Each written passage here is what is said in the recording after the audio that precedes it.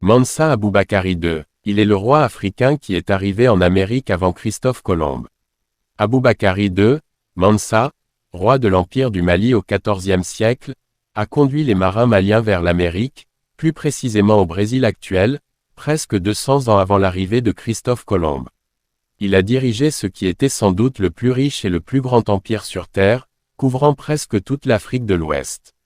Aboubakari voulait savoir si l'océan Atlantique, comme le grand fleuve Niger qui a balayé l'empire du Mali avait une autre rive, il avait beaucoup voyagé à travers et à l'extérieur du continent africain. Déjà son prédécesseur et oncle Soundiata Keita avait déjà fondé l'empire du Mali et conquis une bonne étendue du désert du Sahara et une grande forêt le long de la côte ouest africaine. L'historien afro-guyanais Ivan Van Sertima, écrivant sur le témoignage de l'empereur Kankou Moussa enregistré par l'arabe Ibn Amir Adjib et transcrit par Al-Omari au XIVe siècle en Égypte lors du pèlerinage de Moussa explique.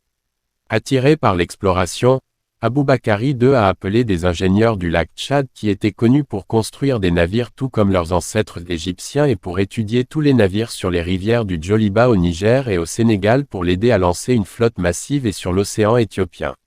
Il a également embauché des équipages nombreux et variés, des marins, des commerçants, des constructeurs, des artistes guerriers et des hommes savants et il leur a fourni de grosses rations d'une durée de 2 ans.